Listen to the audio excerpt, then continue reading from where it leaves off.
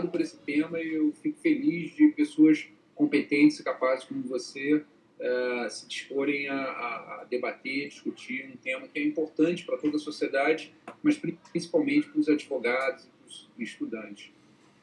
É verdade. A gente está numa situação aí bem complicada, né, Felipe, né, de crise que a gente está vivenciando e a gente está se reinventando a todo tempo, né? Então, apesar da lei, né, que trata sobre as audiências virtuais não ser referente à pandemia, né? Inclusive o projeto de lei ele é do ano passado, mas a gente vê que isso pode abrir portas para um novo direito, né? Para um novo processo, para um novo ramo, né, Felipe? Eu concordo com ele que essa pandemia deu uma acelerada no processo tecnológico, não só no direito, mas em diversas áreas, que talvez fosse levar 5, 10, 15 anos, em um mês a gente teve um boom. Né? A gente estava engatinhando em telemedicina, por exemplo. Agora, a telemedicina é uma realidade. Né? E eu acho que muitas dessas coisas que vieram pela pandemia vão ficar. Né? Vai fazer parte desse novo normal que todo mundo fala, que é uma realidade pós-pandemia em que você pode praticar os atos, fazer as coisas através de meios não presenciais. Né? Então, isso vai ter um impacto direto na sociedade como um todo e também na justiça e, por conseguinte, nos juizados. E se o judiciário não tivesse, né, acatado isso, não tivesse se reinventado, a gente estaria num caos, um verdadeiro caos. Imagine, né? Todos os processos, e a gente tem que lembrar que, principalmente em situações de crise, a gente tem muitos litígios que surgem. Então, a sociedade, ela tem uma tendência a ir ao Poder Judiciário, apesar da gente ter o sistema multiportas, né, a gente ter outros equivalentes para solucionar, mas a gente vê que realmente a sociedade enxerga na justiça, né, uma forma aí de solução de conflitos. E o juizado, principalmente, ele é um mecanismo de acesso à justiça, de acesso à justiça muito impactante na nossa sociedade, né? Então, assim, eu vejo que realmente as audiências virtuais, elas, pelo menos, né, a princípio, aí eu vejo como um mecanismo aí de respeitar o devido processo legal, a celeridade, a oralidade, né? Os princípios que também já são próprios do juizado. Uma coisa que eu sempre falo, Roberto, para os meus alunos, enfim, uma coisa que eu sempre falo é o seguinte: quando você vai tratar de juizado, você precisa ter um norte, ter um polo, ter uma referência que possa te orientar a enfrentar as complexas situações que você verifica nos juizados. E esse meu polo, esse meu norte, é o acesso à justiça. Os juizados nasceram para promover o acesso à justiça como uma ferramenta específica de promoção do acesso à justiça, tratado, dentre outros, na terceira onda renovatória do acesso à justiça do professor Mauro Capelletti, enfim. Então, toda vez que eu me deparo com uma questão importante no âmbito dos juizados especiais, eu pergunto o seguinte: qual é a melhor situação, qual é a melhor opção para você promover o acesso à justiça? Né? Então, se você me perguntasse assim, Felipe, você acha a audiência não presencial uma coisa que promove o acesso à justiça ou que limita? A minha resposta, a princípio, é que promove o acesso à justiça. Porque uma vez que você possa realizar uma audiência remotamente, isso facilita a vida da pessoa. Né? Às vezes a pessoa tem dificuldade de locomoção, a gente vive numa grande cidade, onde o trânsito é caótico, enfim, eu posso enumerar várias vantagens de você ter a audiência não presencial como uma ferramenta de promoção do acesso à justiça. Só que, por outro lado, você não pode transformar esta ferramenta num obstáculo ao acesso à justiça. Tá? Você tem que usar essa ferramenta com uma racionalidade própria dos litígios, dos juizados e especificamente de uma sociedade empobrecida como a nossa. Tá? Então, se você marca uma audiência telepresencial e você vira para a pessoa que está sem advogado e fala assim, se vira, você não está promovendo acesso à justiça. Você está excluindo aquela pessoa que não tem acesso qualificado à internet da participação do processo. Tá? Então, você tem que... Primeiro ponto que eu acho que é fundamental para a gente debater é que a audiência telepresencial ela deve ser facultativa, ela não pode ser imposta, certo? Então, ela tem que ser colocada como uma ferramenta de auxílio e não como um obstáculo, como uma forma dos juízes liberarem a pauta, né? Então, eu acredito que seria muito importante que a sociedade, a OAB, a Defensoria Pública, se posicionasse firmemente a respeito desse tema, para que você não seja pego, né, de surpresa por decisões virando e falando assim, olha, a audiência é tal e se vira, o problema é seu agora. Né? Como já vem acontecendo, já começou a acontecer. Eu já tenho recebido mensagens de colegas, de pessoas, enfim, que me seguem nas redes sociais, dizendo que marcaram 3 audiências no juizado, audiências virtuais no juizado. Tá, mas olha só, qual é o protocolo? Qual é a plataforma? Quais são os procedimentos? Existe um treinamento, existe uma orientação, existe um sistema de apoio, enfim. Você sabe se o advogado tem estrutura para participar daquele ato, o tribunal vai fornecer estrutura, a parte, se tiver sem advogado, ela vai conseguir participar daquele ato. Então, eu acho que, infelizmente, embora eu conheça esse projeto desde o seu nascedor, essa lei foi fruto de um projeto do falecido deputado Luiz Flávio Gomes, faleceu recentemente, uma pena, né? Uma perda, uma grande perda para o nosso, não só para o parlamento, mas para a sociedade em geral. Mas o professor Luiz Flávio Gomes, eu tive a oportunidade de acompanhar esse projeto e eu fiquei bastante empolgado com o projeto. Só que ele foi aprovado sem nenhum diálogo com a sociedade, sem nenhuma preparação com a sociedade.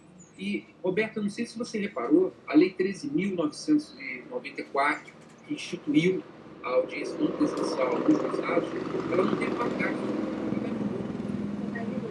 Pois é, então não houve um diálogo com a sociedade, não houve um tempo de preparação, e a lei entrou em vigor e está em vigor. Né? Então eu acho isso temerário. Né? Na verdade, seria importante que o Poder Judiciário ele chamasse para si a responsabilidade de estabelecer, primeiro, um diálogo com a sociedade. Né? Explicar, olha, gente, isso aí vai funcionar da seguinte maneira. Ou então, vamos sentar juntos para decidir como isso deve funcionar.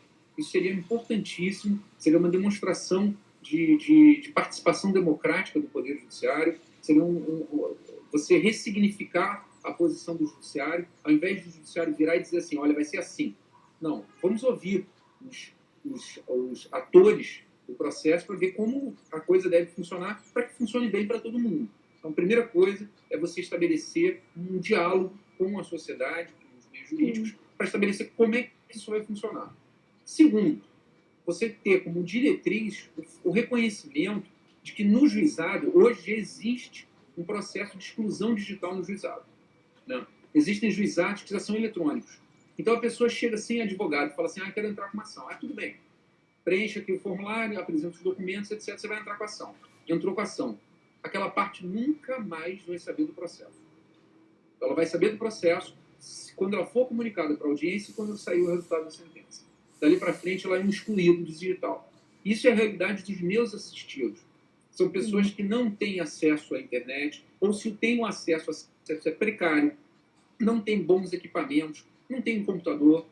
Quando tem um celular, o celular não é de uma qualidade compatível com isso. Então a pessoa fica completamente excluída do processo. E o juizado deveria ser o contrário.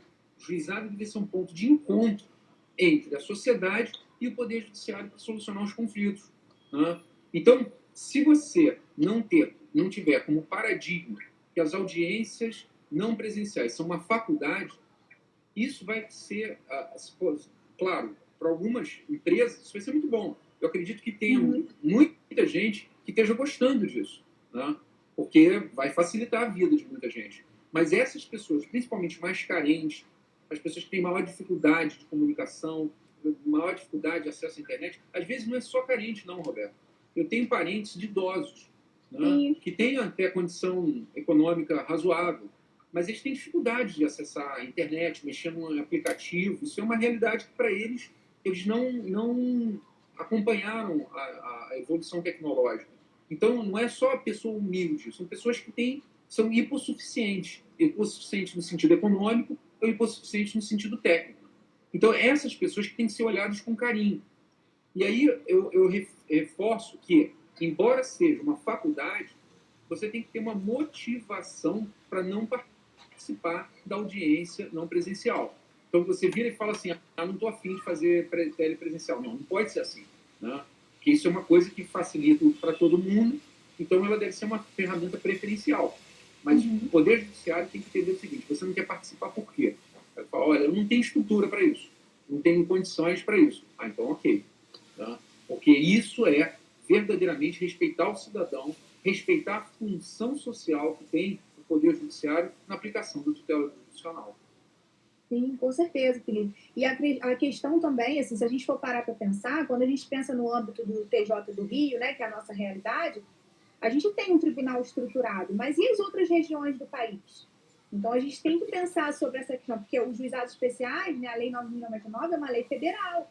Então, a gente está trabalhando no âmbito nacional. Então, o que a gente estava esses dias até conversando com outros advogados, né, num grupo de advogados da OAB Jovem, e a gente estava justamente falando sobre isso. E a realidade dos advogados que, por exemplo, em determinados estados, assim, só tem uma sede para atender todo mundo, assim, da OAB, que a própria estrutura da própria OAB também não se coloca à disposição. Então, a gente realmente... Essa questão foi o ponto de reclamação de muitos advogados, de escritório compartilhado da OAB. Então, assim, tem várias questões que devem ser ponderadas e eu concordo com você sobre a questão do diálogo da sociedade.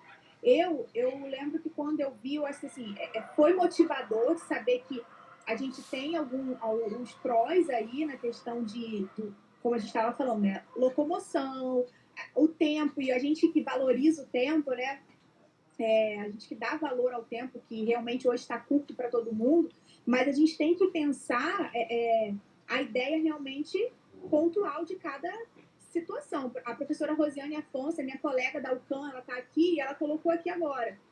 Também as realidades regionais. Por exemplo, hoje a internet está intermitente aqui em Araruama. A gente tem problema de internet aqui. Eu moro em Araruama, né? Em Araruama está oscilando. Desde que começou a pandemia, a gente passa por problemas com a internet aqui na nossa região. Então, são situações que colocam realmente as partes e também os advogados numa situação de vulnerabilidade. E quando a gente se coloca numa situação de assistido, né, que depende, por exemplo, do defensor para orientar, e em alguma situação, é exatamente esse cenário que você narrou. São exatamente excluídos digitais. Eles dão entrada no processo e só vão tomar conhecimento depois. Então, isso torna um desgaste realmente para a sociedade, e até que ponto isso é a entrega da tutela jurisdicional, até que ponto a gente respeita isso, né, que a jurisdição vem para solucionar conflitos. Então, realmente foi excelente essa exposição, uma reflexão que a gente tem que fazer e a gente tem que, na verdade, levar aos nossos representantes, né? Então, eu, como advogada, a gente tem que postular na OAB e pedir para a OAB brigar para a gente, por nós, sobre isso, né? Com certeza.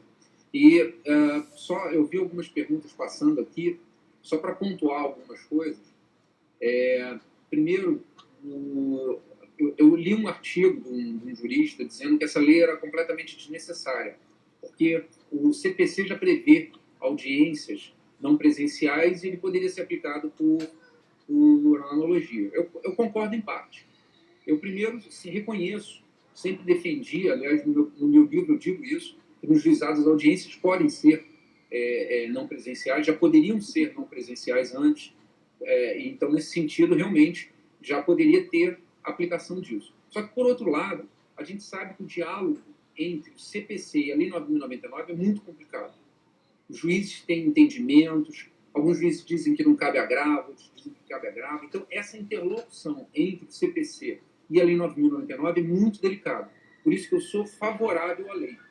Ainda que você tivesse já mecanismos por aplicação subsidiária, buscar no CPC para poder fazer audiência, eu acho que é muito mais interessante você ter uma lei dentro da Lei 9.099, um dispositivo dentro da Lei 9.099, prevendo expressamente a realização da audiência não presencial. O segundo ponto, que ali uma pessoa perguntou, eu peço desculpa que na minha tela só passa as perguntas, então eu não consigo ler direito. Vou ler aqui depois as perguntas para você. Se você quiser separar alguma coisa. Mas eu vi uma pergunta perguntando assim, e as testemunhas, como é que faz? O que acontece? A lei, ela previu exclusivamente a audiência não presencial na audiência de conciliação. A realização da audiência não presencial na audiência de conciliação. né? Aí você vai ter que ter dois caminhos. Uma interpretação que o silêncio proíbe, e aí você dizer o seguinte, tá, a lei diz que a audiência não presencial pode é a de conciliação. Isso significa que não pode audiência de instrução e julgamento não presencial. Isso é uma hipótese. No meu modo de ver, não é esse o melhor caminho. No meu modo de ver, você pode ter tanto audiência de conciliação como audiência de instrução e julgamento não presenciais. Repito, o ideal é que você tivesse dispositivos para isso. Mas não tendo, é possível a realização de audiência. Não com base na lei que foi aprovada agora, mas sim com base no CPC, que já prevê isso. Então, eu queria, entre aspas, tranquilizar, se é que eu consigo fazer isso, dizendo o seguinte, nesse primeiro momento, essas audiências não presenciais que estão sendo marcadas são audiências de conciliação. No meu modo de ver, você pode, mesmo sem lei, realizar uma audiência de instrução e julgamento não presencial nos juizados, mas o ideal seria que você tivesse uma lei para isso. E, em qualquer caso, aquele ponto que eu falei para vocês, o Poder Judiciário tem que estabelecer quais são os protocolos a serem adotados. E, mais do que isso, ele tem que sentar com os órgãos, os agentes envolvidos, para estabelecer quais são os melhores caminhos de realizar essas audiências. Por exemplo, o ideal seria que o tribunal disponibilizasse um aplicativo próprio para isso, para a pessoa não ter que ficar dependendo de outros aplicativos que podem mudar, podem virar pagos, entendeu? Hoje a gente tem aplicativos que podem fazer essa audiência, só que, e até gratuitos, mas o ideal seria que o próprio Poder Judiciário tivesse um aplicativo dele. Isso daria segurança jurídica. Outra coisa, com o aplicativo do tribunal, você poderia medir coisas como essa sua amiga falou. Então, tá na hora da audiência, cadê a Roberta? A Roberta não está aqui, espera aí que eu vou ver no aplicativo. E o aplicativo vai me informar que você está sem sinal de internet. Porque senão, o que vai acontecer? A Roberta não veio na audiência, está revel. A autora perde o sentido. Então, seria, por exemplo, importante que o Poder Judiciário tivesse um aplicativo próprio. Até para, se for o caso, virar assim, não, eu estou sem sinal de internet em Araruama. Beleza, vou acionar aqui o telefone e vou ligar. Olha, avisa para o Judiciário que eu não tenho como porque a minha internet caiu. Então, esses procedimentos, e são vários os procedimentos, se para audiência de conciliação são vários procedimentos, imagine para a IJ, onde tem que tomar de depoimento, teria que ser muito mais procedimentos, muito mais rotinas. Além disso, o Poder Judiciário tinha que ter um departamento de apoio, para a pessoa virar assim, olha, eu estou tendo um problema aqui, ligar, poder ter um lugar para poder falar, interagir, etc, etc. Entendeu? Então, eu sei que eu estou parecendo repetitivo, mas eu queria compartilhar com as pessoas essa minha preocupação. O Poder Judiciário tem que estabelecer protocolos. Porque sem esses protocolos, é capaz de gerar mais problemas do que benefícios. Certo? E normalmente, Roberto, isso é uma verdade, você sabe para onde estouram esses problemas. Né? Não vai estourar para o juiz, não vai estourar para o cartório, vai estourar para o advogado e para as partes. São provavelmente eles que vão ser os maiores prejudicados. Se o juiz não conseguir acessar uma audiência, o que ele vai fazer? Vai remarcar. Agora, se você não conseguir marcar uma audiência, não conseguir participar de uma audiência, o que vai acontecer? Você corre o risco de tomar uma revelia ou de perder o processo. Ser sancionado, tomar uma multa. Né? Então, isso tudo tem que ser pensado com muita atenção. Outra coisa também, que eu posso falar mais um tópicozinho? Fica à vontade. Tá. A live é sua. Não, a live é sua. Eu sou convidado. Se quiser, pode caçar minha palavra. O que acontece? A lei, ela estabeleceu que essa audiência ela tem que ser em tempo real.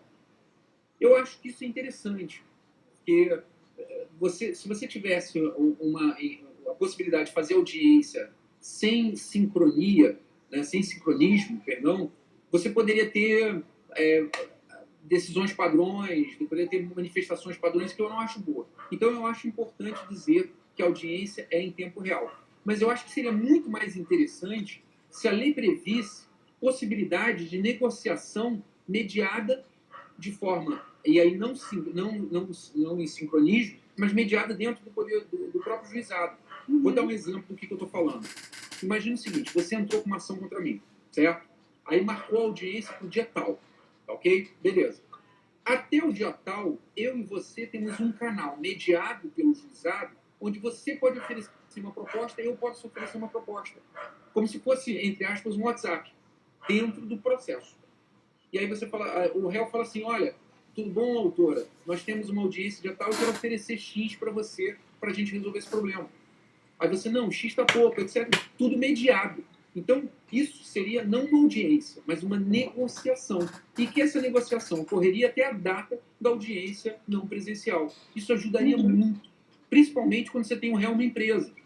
Porque às vezes o réu da empresa, você fala assim, olha, eu aceito X, a empresa, espera aí que eu tenho que ver com o meu supervisor, eu tenho que ver com o chefe do não sei o quê, eu tenho que ver. Se você tivesse uma negociação que fosse, por exemplo, por aplicativo, por mensagens, eu faço uma proposta, a pessoa vai lá e consulta, e dá a resposta na proposta.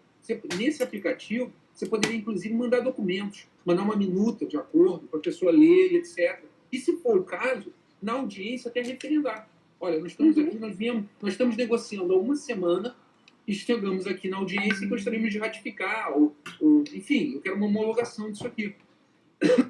Que a lei poderia ter ido além, não só previsto a audiência não presencial, mas mecanismos de negociação que permitissem a solução do conflito pelas partes, ainda que mediado, porque eu acho também importante, se for abrir um canal como esse, que isso seja mediado.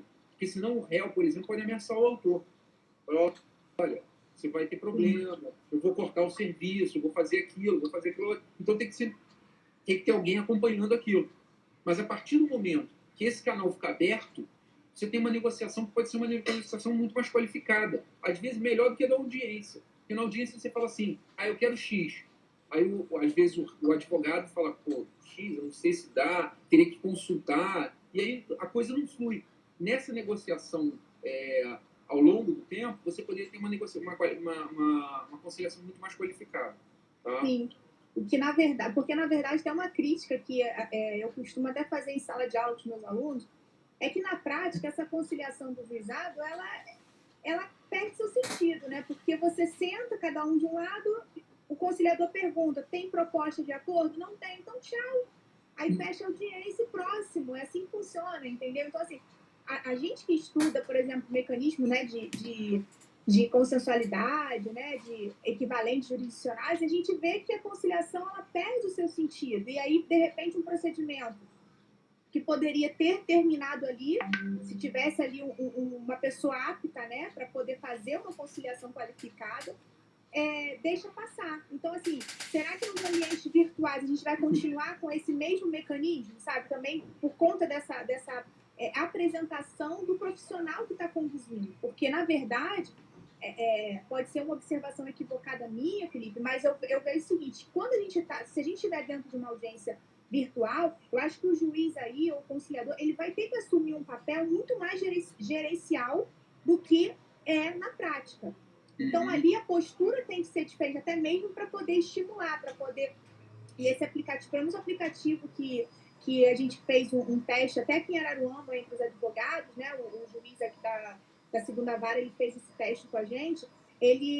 A gente viu que nesse aplicativo a gente tem que apertar um botãozinho para levantar a mão, para mostrar quem está com a fala e tudo mais.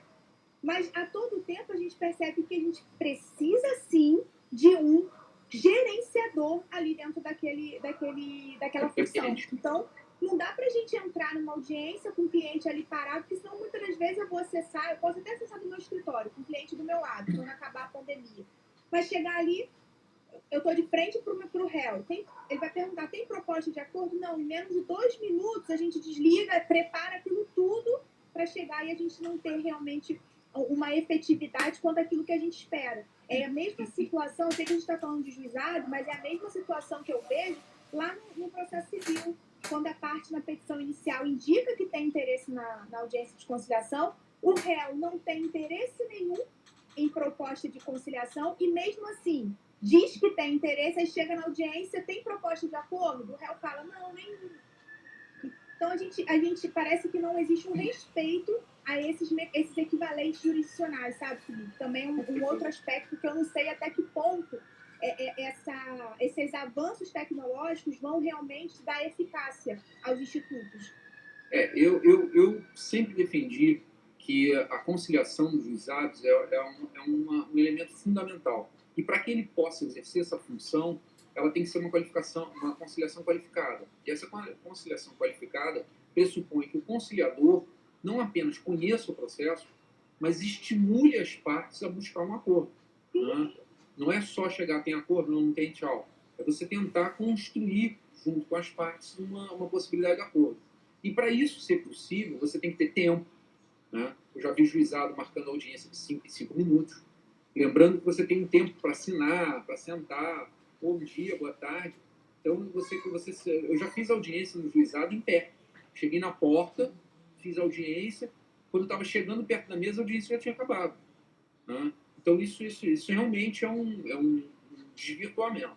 Mas o essencial, e aqui veio alguém fez uma pergunta com relação a isso, os advogados que são audiencistas, talvez isso tenha um impacto nesses advogados. Né? Não sei se você já foi apresentado esse termo, advogado audiencista, é aquele advogado que vive de fazer audiência. Ele não participa de outras etapas do processo, ele simplesmente faz audiência. E muitos desses advogados trabalham no juizado. Então, o advogado audiencista ele vai ser impactado diretamente pela realização, quando essa audiência se tornar massificada, se for feita de uma maneira mais intensa, isso vai impactar ele diretamente.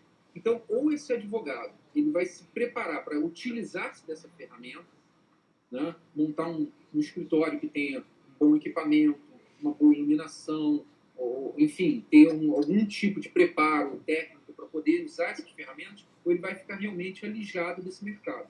Tá? Então, eu acho que, por exemplo, as empresas vão ter que criar um departamento para a realização de audiência remota.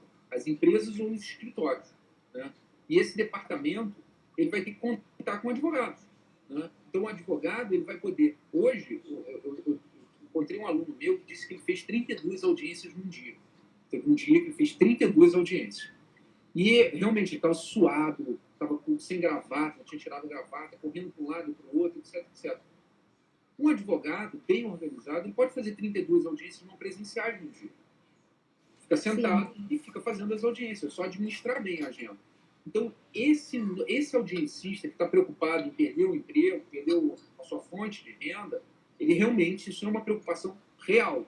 Mas essa preocupação ela vai impactar muito mais aqueles advogados que não se prepararem ou não encontrarem uma colocação para poder usar essa ferramenta a seu favor. O advogado hoje que não tem essas ferramentas, ele vai ficar realmente impactado por isso. Tá? E outra coisa que eu posso colocar mais um... Claro, Felipe, por favor. Outra coisa importante é o seguinte, alguém colocou ali, no meu juizado, a primeira audiência já é com o juiz leigo. Né? Na verdade, essas audiências são chamadas informalmente de ACIJ, Audiência de Conciliação, Instrução e Julgamento. São audiências que concentram tudo. Tenta a conciliação e, se não for possível, já faz a instrução e julgamento. No meu modo de ver, essa audiência e a audiência de instrução e julgamento pura, essas duas têm que ter um regramento próprio, não com base nessa lei que foi aprovada aqui. Então, se nesse juizado a primeira audiência já é com o juiz leigo, já é ACIJ, essa audiência tem que ser presencial. Tá? A não ser que no juizado se utilize do CPC, aí é uma outra discussão.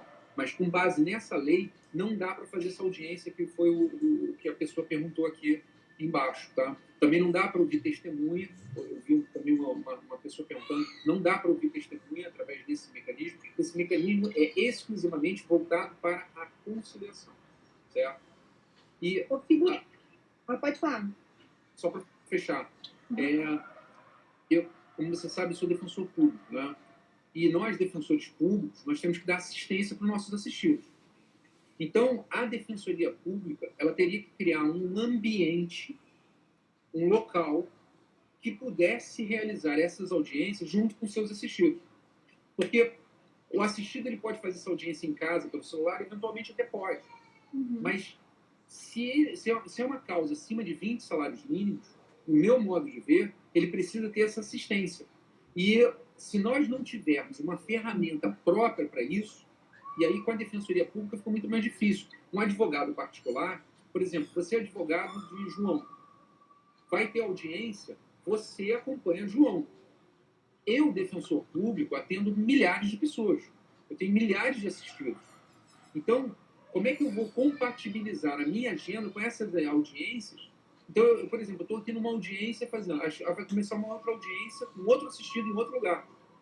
Eu não tenho como fazer duas audiências simultaneamente.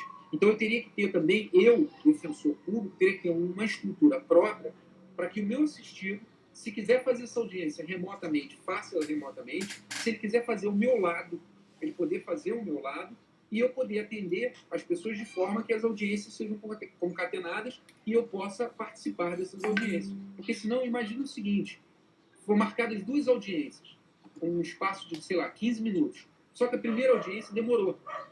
A segunda audiência, meu assistido vai tomar revelia, ou sei lá, vai ser prejudicado, porque eu estou numa outra audiência virtual. Então a gente tem que ter a própria Defensoria Pública, e aí friso, pela terceira vez, me desculpe estar repetindo isso, a gente precisa que o Poder Judiciário faça protocolos, estabeleça procedimentos, porque senão, para a Defensoria Pública, vai ser muito difícil se organizar para poder acompanhar e, eventualmente, até dar assistência para os seus assistidos.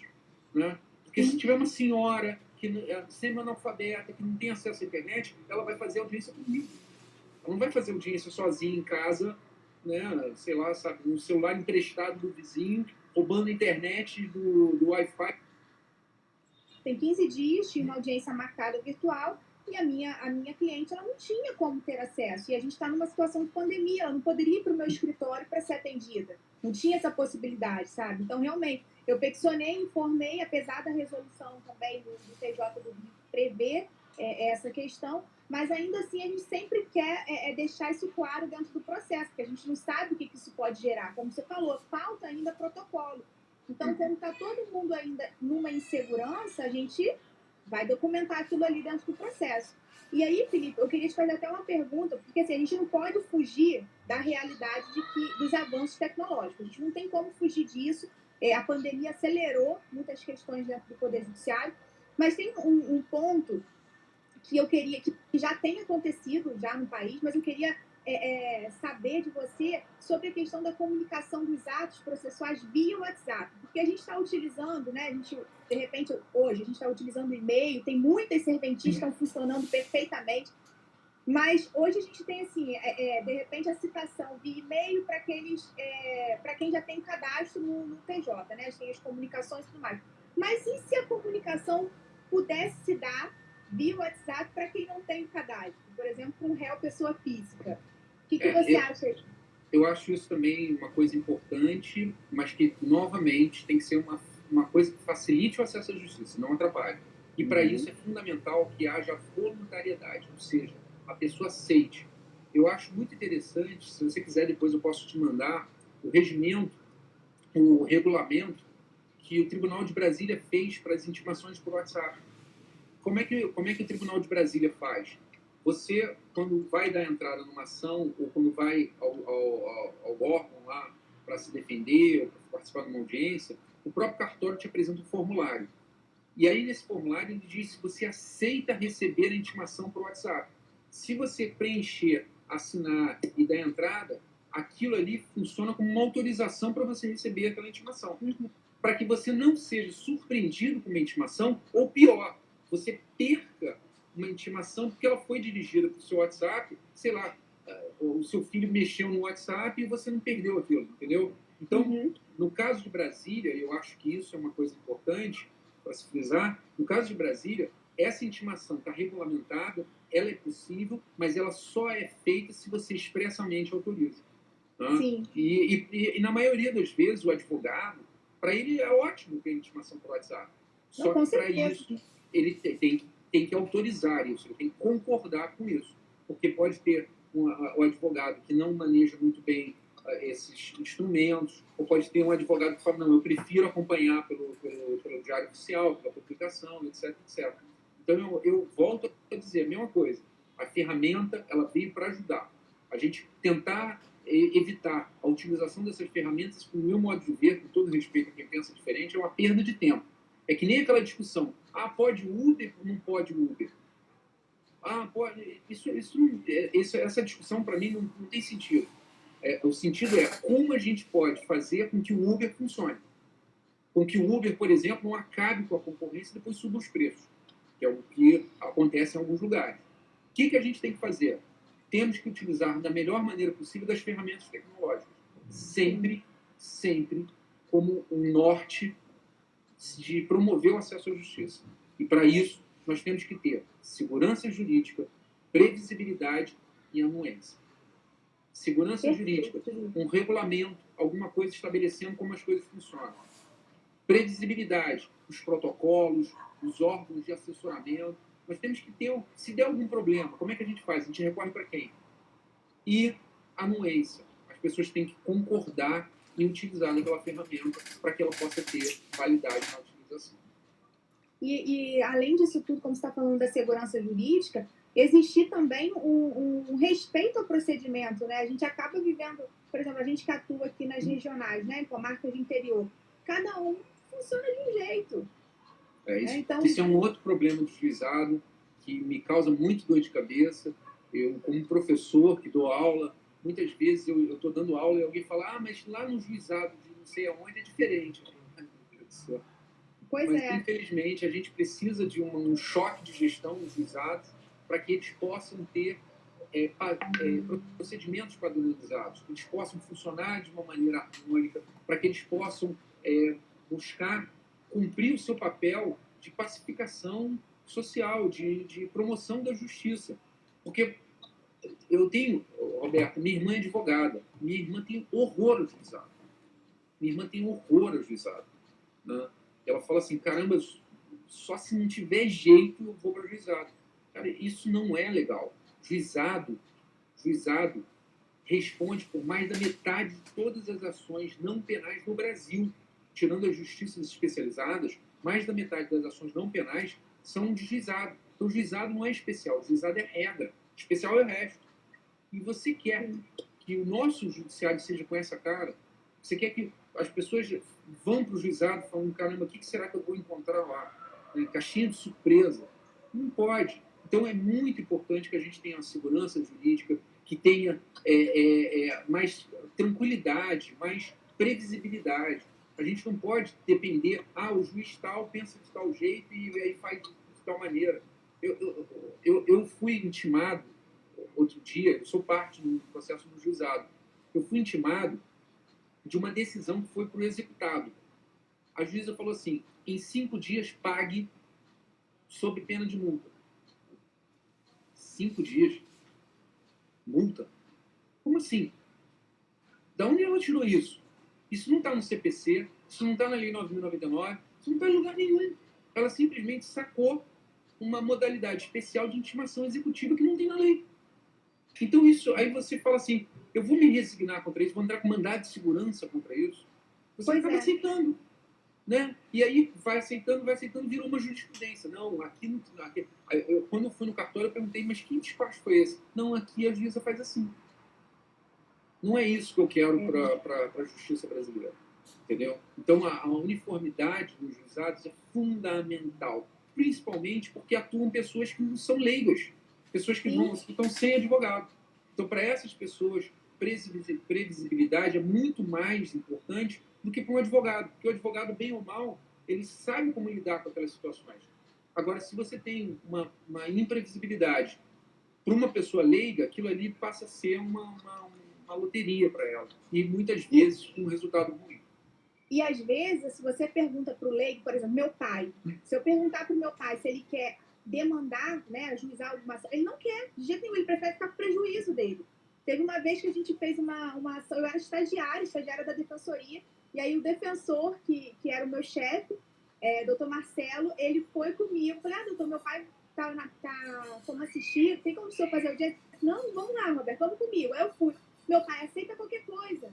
Eu falei, pai, mas calma aí, o defensor vai... Não aceita, pelo amor de Deus, esse negócio aqui não dá certo, não. E assim, você percebia nele um descrédito, sabe, uma angústia. Falei, isso aqui não vai funcionar, não vai resolver meu problema. E aí, se você perguntar pra ele assim, pai, mas isso aqui, eu vou tentar resolver, mas se não resolver, vai ter que entrar no... Não, deixa isso pra lá, então. Então, a gente percebe, assim, isso é uma realidade que eu vivo. Então, na verdade, assim, quantas pessoas também não são lesionadas? A gente sabe que, eu não sei em porcentagem, mas o juizado ele tem muitas questões de direito consumidor. E o direito do consumidor, eu até brinco às vezes em sala de aula com os meus alunos falando justamente sobre isso. Quantas lesões e ameaças a direito nós temos diariamente? E aí nós que a gente conhece, né, os nossos direitos, a gente ainda ali já discute. Eu lembro quando eu sempre conto essa história, quando eu fui na Casa e Vídeo e a atendente estava querendo me vender a garantia estendida. E eu tentando falar, só que antes de mim ela tinha falado isso com uma senhora. E a senhora estava ali ouvindo, falando, mas eu preciso. Aí eu falei, eu me intrometi na conversa e falei, senhora, não, deixa eu explicar para a senhora. Aí eu falei para ela, olha, minha senhora, você está cometendo crime, está dando uma informação falsa para um consumidor totalmente hipervulnerável. Aí gera toda essa confusão, mas se a pessoa tiver um problema na justiça, vai demandar no juizado. E aí a gente tem toda essa insegurança, porque a gente não sabe do que vai sair. E aí tem um outro problema também, Felipe, que eu vejo, até a doutora Amanda Magalhães, que é presidente da OAB Jovem, da seccional, entrou aqui na nossa live, e eu lembrei de falar isso. Quando a gente começa a advogar, eu falo por mim, nossos primeiros clientes são nossa família, é o nicho que a gente tem ali. Depois a gente vai aumentando, tem amigos dos nossos pais, e assim Vizinho. Os vizinhos. As primeiras ações são quem? Juizado. A gente vai para onde? Para o juizado. E aí você desestimula aqueles profissionais que estão começando a profissão, porque justamente por isso, cada juizado funciona de um jeito, e a gente fica assim, não entra com ação numa determinada comarca disso não, porque lá é sentença disso. E aí a gente fica realmente nessa situação que gera aí um desespero, né? Acho que é a sua irmã, Felipe, que colocou aqui: o sistema distorcido beneficia os agentes que lesam e desrespeitam os direitos de terceiros ou consumidores. Sistema de se presta a perpetuar a injustiça. É isso mesmo, exatamente isso. Dá um desconto para minha irmã, que ela é traumatizada com isso. Mas eu concordo plenamente. É Ana, né? Concordo plenamente. Então, Felipe, eu vejo isso, essa necessidade dessa uniformização. E o juizado, ele funciona, né? A gente aprende na teoria que é um microsistema, né? A gente tem essa... Acho que travou aqui para mim.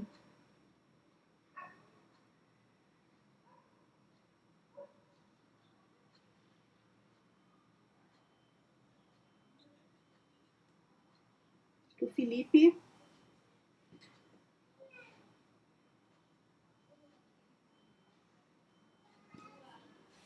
mas eu tô amando essa live porque realmente o juizado, ele tem trazido, né, essas discussões aí pra gente. Deixa eu ver se ele vai entrar aqui, ver se vai procurar ele aqui, convidar ele. Não, ainda não tá aparecendo. Caiu a conexão dele, sim. Mas a gente precisa realmente dessa uniformização. E a gente estava justamente falando isso, né? Que a gente estuda na teoria o microsistema, né, dos juizados especiais. Aí, ele voltou. Gente, nessa live só tem gente especial. Estou muito feliz.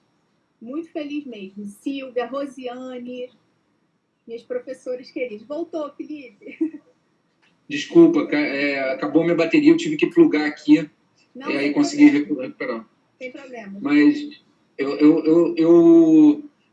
li em algum lugar que numa live você não deve mandar beijinho para ninguém, coisa e tal, mas queria mandar um beijinho para a professora Flávia Rio, que está nos acompanhando, mandar um beijo para minha irmã, mandar um beijo para a Juliana, o pessoal que está mandando essas observações, esses questionamentos, que eu acho isso muito importante, mas eu não queria terminar essa live sem fazer um pedido. Não abandonem os juizados. Eu sei que o juizado tem uma série de problemas, eu sei que às vezes é muito complicado da gente lidar com esses problemas, a gente às vezes se sente verdadeiramente lutando contra, assim, o sistema, como se fosse, né, o sistema todo contra você. Eu sei que é difícil para o advogado, principalmente, mas o juizado é uma conquista da cidadania, é uma conquista da sociedade brasileira. A gente não pode prescindir dos juizados. Os juizados são fundamentais para o funcionamento da justiça brasileira. Então, nós temos que lutar pelos juizados, como aquele famoso livro do professor Rudolf von Ehring, A Luta pelo Direito. Nós temos que lutar pelos juizados, para aprimorar, para que essas coisas não aconteçam. Nós temos que chamar a atenção da sociedade, temos que utilizar os nossos meios de convencimento, temos que fazer de tudo para que possa aprimorar. Porque se você se absorver esses problemas e falar assim, não, eu quero sair de juizado, quero fugir de juizado, você começa a abandonar o juizado vai ficar do jeito que está, ou até pior. Tá? Então, eu sei que é difícil, eu sei que não é fácil, mas eu sempre peço a todas as pessoas, tentem aprimorar, tentem participar, eu sei que é difícil, mas critiquem, se posicionem sobre os juizados, porque esse trabalho não é um trabalho só para a gente, é um trabalho para toda a sociedade. Né? Então, quando faço crítica para o juizado, uma vez um aluno meu falou assim, eu assisti sua aula, estou horrorizado com o juizado, não quero nem passar perto do juizado. E não é isso que eu, como professor, quero passar para os meus alunos. Quero passar para os meus alunos, não, olha, o juizado tem problemas, mas a gente precisa lidar com esses problemas e nós precisamos lutar para que eles sejam aprimorados, para que eles possam exercer sua função constitucional tão importante. Certo? E também a gente se preparar, né, Felipe? Nas lives que eu tenho feito, eu tenho falado isso também, a necessidade dos advogados, operadores do direito, estarem preparados. E aí entra a questão do nosso conhecimento, né? Da gente estudar, da gente conhecer. Não é porque é juizado, e eu já ouvi isso de algumas pessoas, é juizado. Chega lá e às vezes você não sabe nem o procedimento em si.